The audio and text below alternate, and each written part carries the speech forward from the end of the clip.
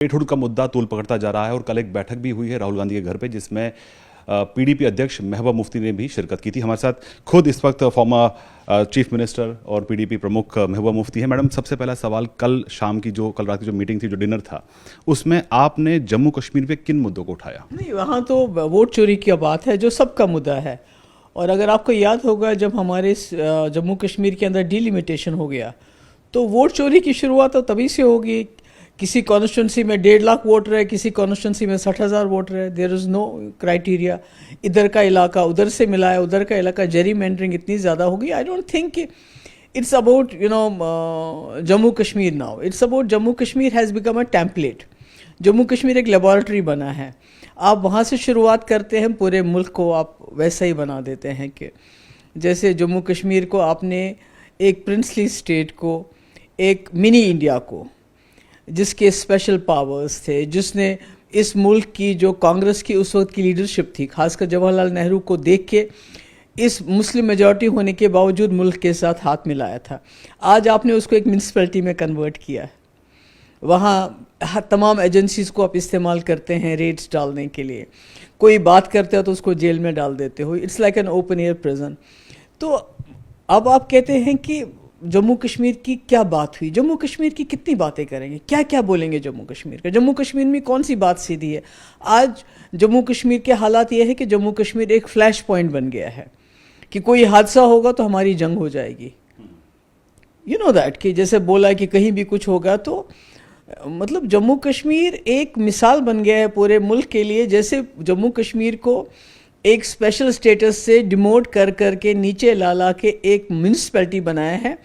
आप देख लीजिएगा, अगर अभी लोग जागे नहीं, उठे नहीं, तो पूरे मुल्क को ये यूनियन टेरिटरी बना के सेंट्रल में अपना पावर रख के सारे तबाही कर देंगे। लेकिन बात हो रही है स्टेटहुड को लेकर। हमने ये भी देखा कि कल फारूक साहब ने कहा उस मीटिंग में कि हमने स्टेटहुड का मुद्दा उठाया है। हमने हाल ही में ये भी देखा कि उमर के बहुत से स्टेटमेंट्स आए हैं। उन्होंने एक चिट्ठी भी लिखी है हाल ही में सभी पॉलिटिकल पार्टीज़ को कि स्टेटहुड के मुद्दे पर आप पार्लियामेंट के अंदर उनका समर्थन दीजिए। तो क्या इनके स्टेटहुड की जो डिमांड है, जो लगातार नेशनल कॉन्फ्रेंस को पिच कर रही है, आप सपोर्ट करती हैं? देखिए, स्टेटहुड को कौन नहीं चाहेगा कि स्टेटहुड वापस मिलना चाहिए, मगर स्टेटहुड खाली जम्मू कश्मीर का मसला खाली स्टेटहुड का नहीं है। जम्मू कश्मीर का मसला जो उसका स्पेशल स्टेटस था, जिसको सोच समझ के इस मुल्क के जो उस वक्त की लीडरशिप थी, जिसमें जवाहरलाल नेहरू के अलावा सरदार पटेल साहब भी थे, बाकी लोग भी, बाकी सीनियर लीडरशिप भी थी, क्योंकि वो जम्मू कश्मीर की जो एक अलग डेमोग्राफी है, अलग कल्चर है, अलग रिलीजियस मतलब मिक्सचर है लोगों का, हिंदू मुस्लिम, it's like a mini India. उसको प्रिजर्व करने के लिए उस वक्त ये सोचा गया है कि इसको एक ऐसी सेफ गार्ड दिए जाने चाहिए विद इन इंडियन कॉन्स्टिट्यूशन। वो कोई चाइना का कॉन्स्टिट्यूशन नहीं था, पाकिस्तान का नहीं था। तो आज आपने वो सारे सेफ गार्ड्स हटाए। तो जब उमर साहब बात करते हैं स्टेटहुड की और सारी पार्टीज़ की, पहले वो जो उनका अपना मेंबर पार्लियामेंट है रूहुल्लाह साहब, उनको आमादा करें ना, वो पार्लियामेंट में खाली स्टेटहुड की बात करें। रूहुल्लाह साहब भी कहते हैं कि खाली स्टेटहुड की बात नहीं करनी चाहिए, हमें ओवरऑल जो हमारा स्पेशल स्टेटस है उसकी बात करनी चाहिए। उसके बाद कब तक हमें स्ट्रगल करना पड़ेगा वो करेंगे, मगर जम्मू कश्मीर की समस्या को हम स्टेटहुड तक लिमिट नहीं करेंगे, because that's what BJP wants. अगर आज बीजेपी का नैरेटिव है स्टेटहुड, एनसी का नैरेटिव है स्टेटहुड, तो फ़र्क क्या रहा? अगर हम लोग भी सिर्फ स्टेटहुड कहते रहेंगे। मेरा है कि जम्मू कश्मीर की जो समस्या है, जिसकी वजह से हम जंग के दहाने तक पहुंच गए, जिसकी वजह से ट्रम्प, जिसको मालूम ही नहीं है कश्मीर कहाँ है, उसने कहा 1000 साल पुराना ये समस्या है, इसमें हम इंटरवीन कर सकते हैं, मुदाखलत कर सकते हैं उसको हल करने के लिए। जिसने अभी तक 30 बार बोला मैंने इंडिया और पाकिस्तान की जंग रुकवाई। ये क्यों हुआ? जम्मू कश्मीर की समस्या की वजह से।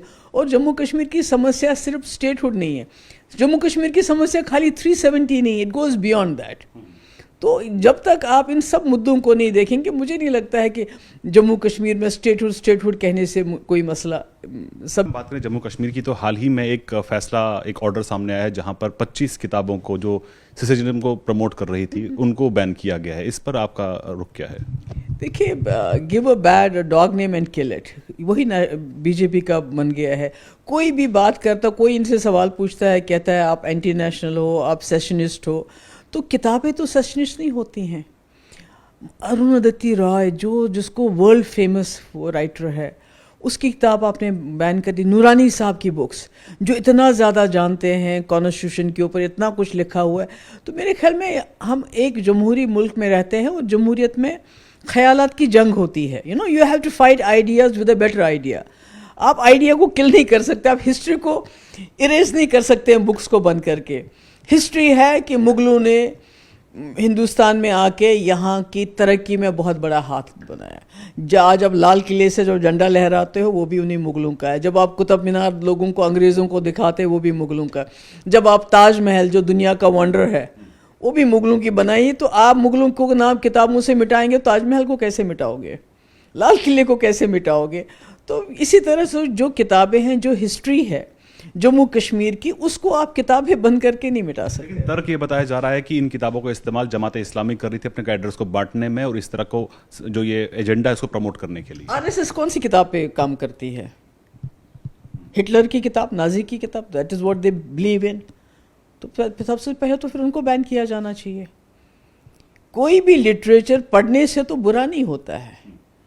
अगर कोई लिटरेचर ऐसा है कि जिससे खुदा ना खास्ता आपस में दुश्मनी फैल जाए, आपस में कम्युनिटीज़ में, वो सबसे बड़ा काम तो बीजेपी करती है, उसका कम्युनिटीज़ में नफ़रत फैलाने का। तो ये तो मुझे समझ नहीं आता है, किताबों के पीछे भी इतनी ज़्यादा वेंजेंस। जब आप फ्रस्ट्रेट हो जाते हैं, जब आपको मालूम होता है कि आप नाकाम हो गए, आपकी जो आयरन फिस्ट पॉलिसी है वो पूरी तरह से फेल हो गई है और आज आपने जम्मू कश्मीर को जंग के दहाने तक पहुंचाया है, तो फिर आप इसी किस्म की हरकतें करना शुरू कर देते हो। बात करें उमर सरकार की तो लगभग कुछ दिनों के अंदर 10 महीने पूरे हो जाएंगे। इन 10 महीनों को कैसे देखती हैं आप? उन्होंने अपने कितने वादे पूरे किए जो उन्होंने ड्यूरिंग कैंपेनिंग किए थे? नहीं, अगर एक आम इंसान, मैं तो उनकी अपोनेंट हूँ नेचुरली, आप मुझसे मतलब पॉजिटिव इन द सेंस कि अपोजिशन हैज़ टू अपोज और उसके बाद डिपोज। तो हमारा काम तो यही होता है ना, अपोज करना। मगर अगर आप एक आम कश्मीरी देखिए, जब नेशनल कॉन्फ्रेंस को 50 मेंबर असेंबली मिले, मेंबर पार्लियामेंट मिले, 3 मेंबर पार्लियामेंट लद्दाख मिला के, तो हमने सोचा कि चलो कोई अपना आ गया। अभी तक हमारा डायरेक्ट रूल था बीजेपी का सेंटर से, तो उसमें वो कुछ ना कुछ रोज़ कोई ना कोई ऐसा कोई रेड्स करते हैं, नौजवानों को पकड़ के ले जाते हैं, अफसरों को टर्मिनेट करते हैं और कोई ना कोई ऐसी बात ज़रूर करते थे जिससे जम्मू कश्मीर की जो इख्तियारात है ख़त्म हो रहे थे। Jammu Kashmir people were being dispossessed, disempowered. तो हमने कहा अब अपनी सरकार आई, चलिए हमारी अपोनेंट की सरकारी से ही, मगर शायद ये कुछ जम्मू कश्मीर में लोगों को थोड़ा रिलीफ मिलेगा। लोग बोलेंगे कि अब अपनी सरकार आ गई है, अब हम चैन से सांस ले सकेंगे। फ्री बिजली की बात छोड़िए, फ्री सिलेंडर की बात छोड़िए, नौकरियों की बात छोड़िए। मैं कहती हूँ जो बेसिक एक इंसान को एक सुकून होना चाहिए था अपनी सरकार बनने के बाद, वो तो हुआ नहीं, बल्कि उल्टा जिसने वक्फ बिल लाया, जिस मिनिस्टर ने उसको टेबल किया, तो उमर साहब ने असेंबली में उस दिन होने के बजाय उसका स्वागत करने के लिए ट्यूलिप गार्डन में गए वो। इसी तरह जो हम चाहते थे 13 जुलाई पे रेजोल्यूशन लाते थे हम छुट्टी के लिए, उसको भी रिजेक्ट कर दिया असेंबली में। तो ऐसा लगता है कि सरकार बनने के बाद 50 सीटें होने के बावजूद जो लोगों की उम्मीदें थी उसमें किसी उम्मीद पे जो है ये सरकार पूरी नहीं उतर रही है। लेकिन उनके मंत्री आरोप लगा रहे हैं, डिप्टी सीएम का भी रिसेंटली स्टेटमेंट था कि हमको जो है काम नहीं करने दिया जा रहा है, और फारूक साहब ने यहाँ तक कह दिया कि राजभवन में वॉइस रॉय है। तो क्या ये रीज़न है कि उनको काम नहीं करने दिया जा रहा है या वो कर नहीं पा रहे हैं? मालूम नहीं है कि मैंने एक एलजी साहब की एक बात सुनी थी, नॉट दैट आई एग्री जो भी हो रहा है वहाँ पर, मगर एलजी साहब ने कहा कि सारे डिपार्टमेंट जो है पुलिस को छोड़ के इस वक्त उमर साहब के पास हैं। जैसे आपको सड़क बनानी, आपको फ्री बिजली देनी, आपने फ्री सिलेंडर देना, आपने नौकरी देनी है, आपने अच्छी बिजली देनी है, पानी देना है। जो हमारे नौजवान जेलों में हैं उनकी डिटेल लेके पता करना है कि आप उनकी क्या मदद कर सकते हो, बिकॉज उसमें मेजॉरिटी के केसेस भी नहीं लगे हैं, अंडर ट्रायल्स भी हैं, ऐसे ही बंद पड़े हैं सालों साल से। इसी तरह रोज़ छापे पड़ते हैं, रोज़ हमारे मुलाजमों को टर्मिनेट किया जाता है। कहीं तो बात करें, कुछ तो बोलें। बात करना भी मुश्किल हो गया, पहले तो कुछ ना कुछ बोलते थे, अब तो बात भी नहीं करते। अगर हम बात करें टेररिज्म की, तो ऑपरेशन सिंदूर, ऑपरेशन महादेव, पहलगाम के बाद एक कड़ा जवाब था सरकार की तरफ से टेररिज्म के खिलाफ।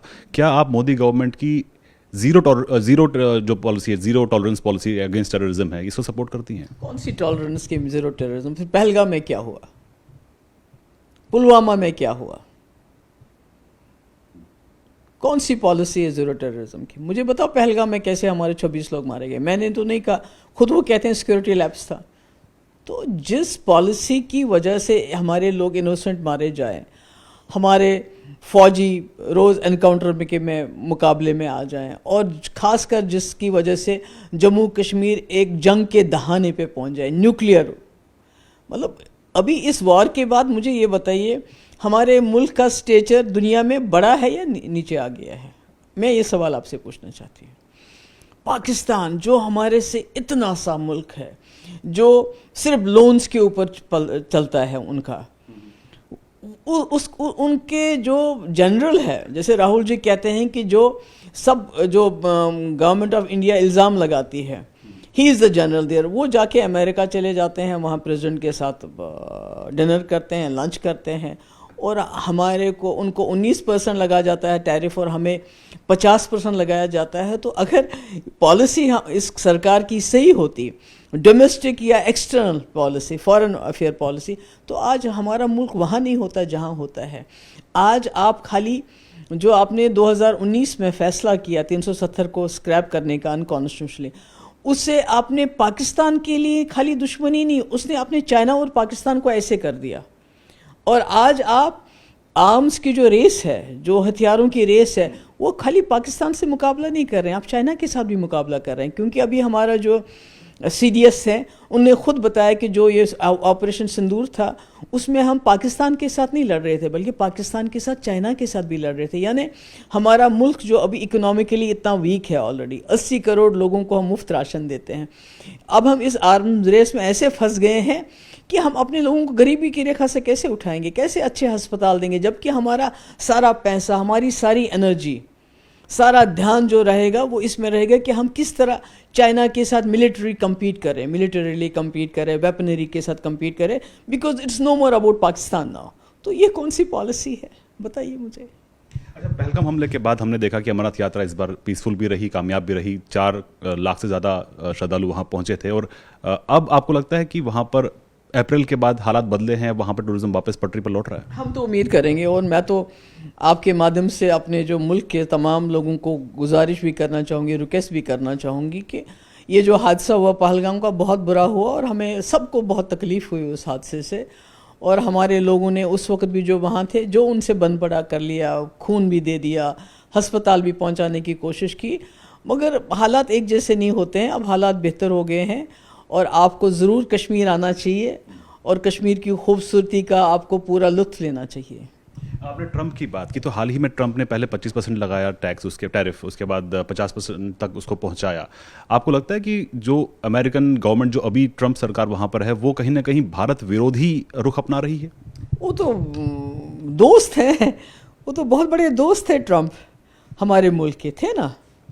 तो यही देखना चाहिए कि कहाँ हमारी पॉलिसी, हम कहीं ना कहीं हमारी जो मुल्क की पिछले 10-11 साल से जो डोमेस्टिक पॉलिसी है, उसी को हम फॉरेन पॉलिसी बना रहे हैं। यानी कि जो हमें डोमेस्टिकली सूट करता है, हम वही फॉरेन पॉलिसी में भी चलाते हैं। You have to have a different foreign policy and domestic अलग। आपने दोनों को जिस तरीके से वोट मिलेंगे, आप वही बात करते हैं। और कहीं ना कहीं ये कमज़ोरी हमारी बाहर के मुल्कों ने पकड़ ली, अमेरिका ने पकड़ ली है, चाइना ने पकड़ ली। चाइना ने हमारी ज़मीन पे कब्ज़ा किया, हमने कहा उन्होंने कुछ भी नहीं लिया। इसी तरह से मैं समझती हूँ कि हमारी डोमेस्टिक पॉलिसी, हमारी फॉरेन पॉलिसी जो है, हालांकि गुस्सा होता है यहाँ जब कश्मीरी फॉरेन पॉलिसी की बात करते हैं। ये बात और है कि जंग जो है हमारी जम्मू कश्मीर के बॉर्डर्स पे लड़ी जाती है। जो आपकी foreign policy, it's all about Jammu and Kashmir, उसके अलावा आपकी फॉरेन पॉलिसी क्या है? आज भी ट्रंप उसी की बात कर, तो मैं समझती हूँ कि ट्रंप बहुत ही ज़्यादा जो है उसके बारे में मालूम नहीं कब वो क्या कहेगा, मगर ये जो हमारा जो अभी उनके साथ जो हालात हो गए हैं वो काफ़ी ख़राब हो गए हैं। और कहीं ना कहीं इसमें जो हमारा मिक्स हो गया है domestic policy with foreign policy, उस वजह से शायद बाहर के लोग हमें ज़्यादा सीरियसली अब नहीं लेते हैं। इसी बीच ये भी खबर है कि आसिम मुनीर एक बार फिर अमेरिका जाने वाले हैं। इससे पहले वो व्हाइट हाउस में उन्होंने लंच किया था, लेकिन फिर वो अमेरिका जाने वाले हैं। तो क्या ये इंडिकेशन है कि ट्रंप कहीं ना कहीं पाकिस्तान को ऑब्लाइज कर रहा है, पाकिस्तान की तरफ ज़्यादा उनका झुकाव हो रहा है? देखिए ना, पाकिस्तान जो है बहुत ही अक्लमंदी से वो चाइना और अमेरिका दोनों को साथ साथ रख रहे हैं। वो अपनी स्ट्रेटजिकल पोजीशन का इस्तेमाल कर रहे हैं। हमारी भी बहुत अच्छी स्ट्रेटजिकल पोजीशन है जम्मू कश्मीर की। क्यों नहीं सिल्क रूट खोला जाता है? क्यों नहीं हमारा जो मुल्क है वो गेटवे ऑफ सेंट्रल एशिया बनाता है जम्मू कश्मीर को? अगर उन्होंने सी पैक किया, उन्होंने बेल्ट एंड रोड का वो किया चाइना के साथ, तो हमारा मुल्क पीछे क्यों? हम भी तो स्ट्रेटजिकली वेल प्लेस्ड हैं जम्मू कश्मीर, उसका इस्तेमाल क्यों नहीं हो रहा है? तो कहीं ना कहीं हमारे मुल्क में तो अनफॉर्चुनेटली पिछले 10-11 साल से ज़्यादा ध्यान जो है कौन सा मीट खाया, सब्ज़ी किसने खाई, सर पे टोपी किसने पहनी है, नमाज कौन पढ़ता है, मंदिर कौन जाता है, तो ये इसी में तो हमारी सारी पॉलिटिक्स फंसी हुई है। और हमारा तो बिल्कुल ध्यान हट गया हर चीज़ से। जिस पे हमारा ध्यान होना चाहिए था कि पाकिस्तान पिछले सालों से कितनी एयरफोर्स एक्सरसाइज कर रहा है, उनके पास चाइना की वजह से कितना ज़्यादा वेयर विदॉल वेपनरी आई है, वो क्या कर रहे हैं। हमारा ध्यान तो हिंदू मुस्लिम क्योंकि हम चाहते हैं वोट मिलना चाहिए at the end of the day. Otherwise हमारी जो पॉलिसी अलाइनमेंट की जवाहरलाल नेहरू साहब की, that was the best policy. हम किसी के पास झुकते नहीं थे और हमारा जो पावर था मुल्क का, दैट वाज सॉफ्ट पावर। वो थी हमारी जमहूरियत जिसमें आज वोट चोरी हो रही है। वो था हमारा सेक्युलरिज्म पूरी। वो कहते हैं ना कि India is the mother of democracy. No, India is also the mother of secularism in the world. आपने दो कर दिया और आज जिस हालत में मुल्क है वो सबको नजर आ रहा है। एक आखिरी सवाल, राहुल गांधी लगातार इलेक्शन कमीशन को निशाना साध रहे हैं, इलेक्शन कमीशन पर। इसी बीच एसआईआर को लेकर भी संसद नहीं चल पा रही है, उसमें भी काफ़ी हंगामा हो रहा है। तो आपको लगता है कि कॉन्स्टिट्यूशनल बॉडी पर इस तरह से सवाल उठाना सही है? बहुत अनफॉर्चुनेट है कि जब से ये सरकार बनी है हमारे कॉन्स्टिट्यूशन को डिस्ट्रॉय किया जा रहा है। जो हमारी जो बॉडीज़ हैं, जो एग्जीक्यूटिव है, जो आपकी एजेंसीज़ है, सबको मिसयूज़ किया जाए, चाहे ईडी हो, एनआईए हो, सीबीआई हो, सबको थ्रेटन करने के लिए इस्तेमाल किया जा रहा है। हमारी जुडिशरी को सबवर्ट किया जाता है। जब भी जुडिशरी आपका कोई डिसीजन देती है जो सरकार के मुनाफिक नहीं होता है, तो आपने देखा कि जब जुडिशरी का डिसीजन आया दिल्ली सरकार को लेके, ट्रांसफर्स को लेके, इन्होंने ऑर्डिनेंस लाया। उसके बाद दूसरा डिसीजन आया कि इलेक्शन कमीशन ऑफ इंडिया के सिलेक्शन के लिए, उसमें भी ऑर्डिनेंस लाया। तो आज इलेक्शन कमीशन और बीजेपी सरकार में पूरी जुगलबंदी है। आज जितने भी हमारे इंस्टीट्यूशंस हैं, they have been belittled, they have been subverted, और election commission is no different. Media का बेड़ा गर्क हो गया है। अगर मीडिया इस वक्त न्यूट्रल होता तो इस मुल्क के हालात इस वक्त ऐसे नहीं होते। आसिफ मुनीर साहब ट्रंप के साथ लंच और डिनर नहीं कर रहे होते और हमको 50% टैरिफ नहीं लगता, क्योंकि अगर हम नॉन अलाइनमेंट में होते और अगर मीडिया सच बोलता है, मीडिया सच बोलता है नहीं, मीडिया भी हिंदू मुस्लिम करता रहता है। तो इसलिए मेरा ये कहने का मकसद है कि जब तक हम मतलब जो बीजेपी अपने आप को बहुत ही ज़्यादा देशभक्त पार्टी कहती है, जब तक वो वोट को छोड़ के मुल्क को सामने नहीं रखेगी, देश हित को सामने नहीं रखेगी, तो हम खुदा ना खास्ता और दिन ब दिन नीचे जाते रहेंगे। हमसे बात करके बहुत बहुत शुक्रिया। तो ये थी पीडीपी प्रमुख और former chief minister Mehbooba Mufti. Camera person Prakash Gupta के साथ शैलेंद्र वांगू, न्यूज़ 18 नेटवर्क, न्यू दिल्ली।